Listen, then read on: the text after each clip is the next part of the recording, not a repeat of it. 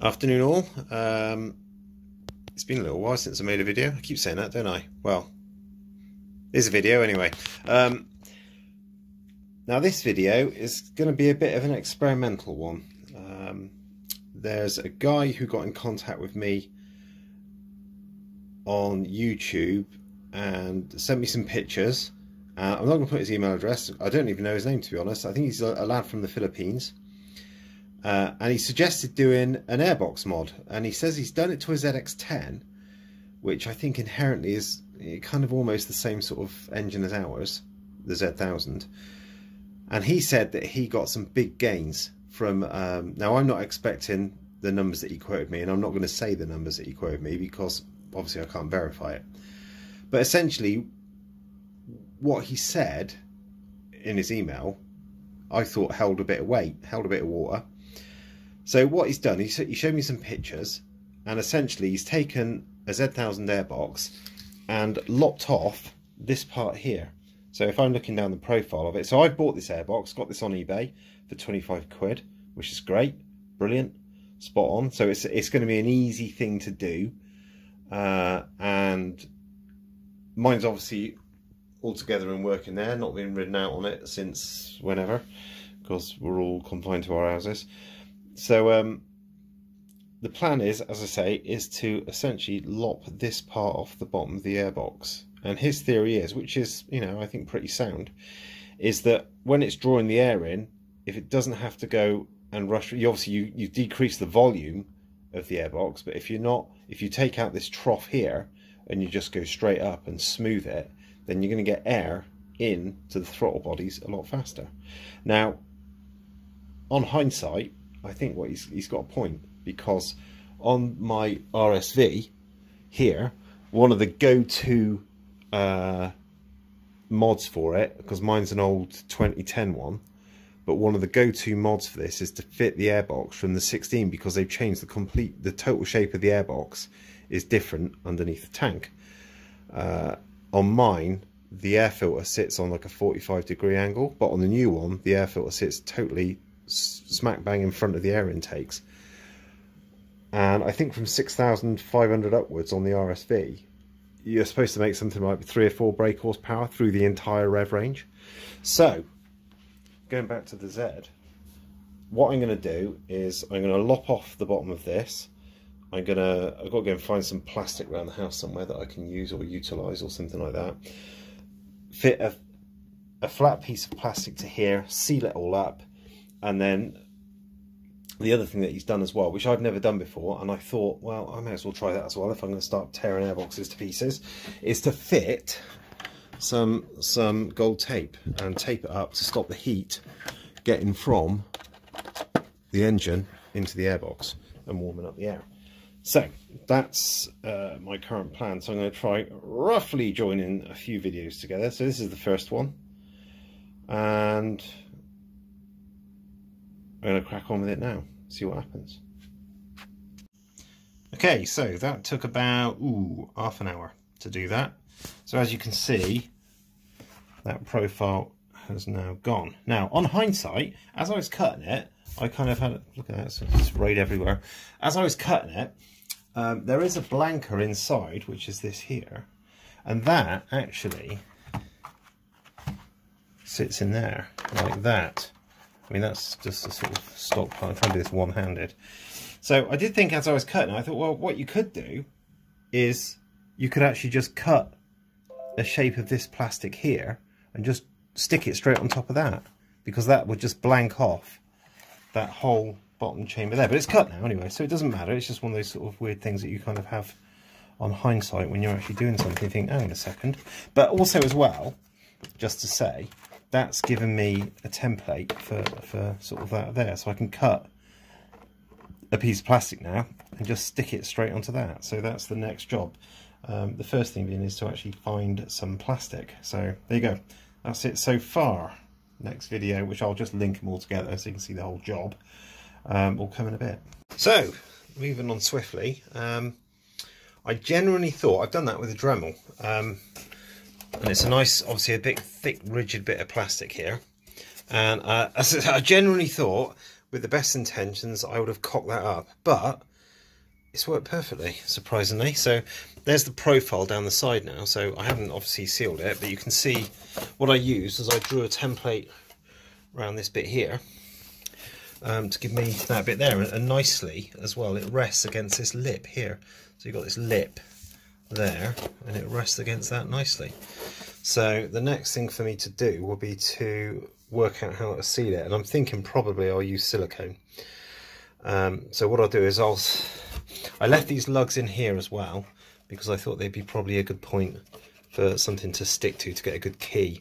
And obviously the airbox needs a good clean as well because it's covered in dust and bits and pieces. So yeah, the next thing to do would be to work out how to seal it. So I'm thinking probably some silicone, and then once the silicone's dried, seal it around the edge with some super glue, and then once that's done, it's done, and then I can seal it up properly then with the gold tape, and that'll be the last thing to do. Then I'll put it in the bike. Now, one thing I did actually forget to say was I've got no idea if this is going to work. It was a 20 quid punt.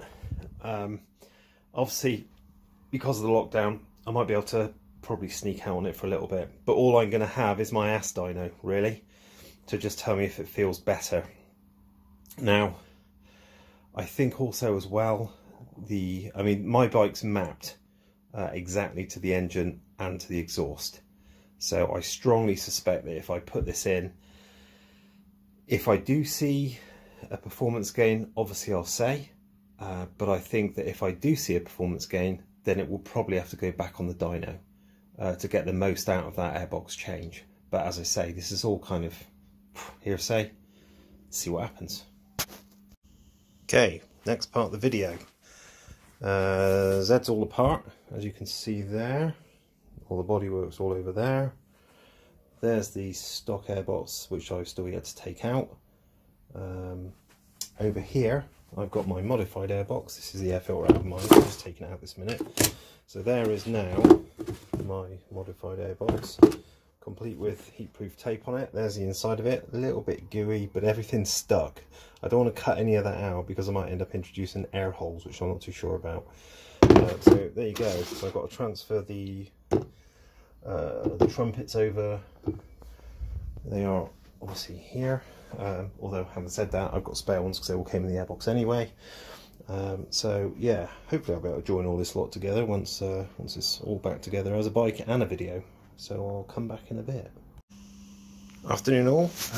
This is a retaken summary video. This is now about 3 weeks after I did the airbox mod, which this is at the end of. I've shot all the sort of different things that I've been doing. It's a bit rough and ready. I'm no lamb chop or anything like that when it comes to editing, but I hope hopefully it kind of gets the point across. So about 3 weeks after I've done the airbox mod. Now, just after I did it, I thought I'll go out because obviously we're in the middle of lockdown, and I'll just nip round the block and see what it's like. And I got back and I thought, yeah, it's kind of all right. It's a bit better, you know. And I kind of put that down in my thoughts on the video. But since then, I've had the chance to go to work on it. So I've had to go back into the office for a few bits and pieces because I'm IT support and people break things all the time. So the run to work is over lots of dual carriageways and roundabouts, and it's a good 10 mile, 11 mile run. So I've revised my video because, wow, I've got to say it. And the other thing actually as well is I hadn't actually completed the whole mod when I went out on it. There was one last thing that I had to do that the guy didn't tell me about, and I must say it's something I totally overlooked myself. But yeah, going on a decent long run for the money it costs. But if you said to me it costs £1,000 to get what I'm feeling out of it, then I said nah, it's a waste of money.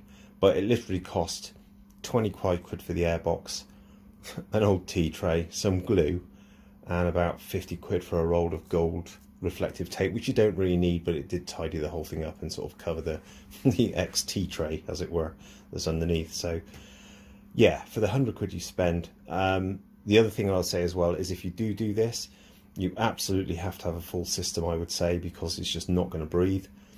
And or probably, I'm not going to say an air filter. Most people say that stock air filters and K&Ns pretty well sort of do about the same flow of air. I'm not going to say anything. I've got a K&N in mine, just purely because it's washable and it's just, you don't have to keep buying air filters. So yeah, just to say, the final mod was to do that there, which if you can see there, is to essentially cut out, there's like a sort of a fascia here in front of the air, and it's quite restricted actually once you cut it out. So it's cut there and on the other side there, literally to get more air in. And when the guy who told me about the mod gave me that sort of final bit of information, he said, you need to do that. He said, because obviously the faster you go exponentially, the more air it's ramming into the bike, or the more air it's collecting, as it were, because it's not a ram air system as such, but the more air it's getting into its lungs, as it were. So yeah, I've been to work a few times on it now, good 10-mile run, and yeah, it wants to go. I think my kind of ass dyno tells me 3 to 5 brake horsepower, probably more as you go up. I'm definitely going to take it back to the dyno to see what more I can get out of it, obviously because it's now collecting more air. I presume by doing this mod I've probably thrown out the air fuel ratio, so it's probably not right anyway, but initially, yeah, it's a good mod, definitely. If your bike's mapped already and you've got a full system and an air filter, then do it, but I would say go back to the dyno if you can. Obviously I haven't done that yet, but it's running okay. I could leave it as it is, but I'd rather it to be tuned properly. So yeah, this is, probably can't really see it in there actually. You can just see the corner of it there. You've obviously got, there's a fair bit more, you can't really see in there actually. You can just see the corner of the gold tape there that's covering the bottom of it. So yeah, the other eagle-eyed members of you who've been watching will notice that I've managed to finally snag myself a Z1000 R seat, which is a bit firmer than the stock one, than the old ones, which is to me a bit more comfortable as well. So, and it tidies up a bit because mine had a little skag on the back. But anyway, I'll tag this onto the end of all the other ones if you watch me just hacking airboxes to pieces. But yeah, good mod. Thank you very much, sir.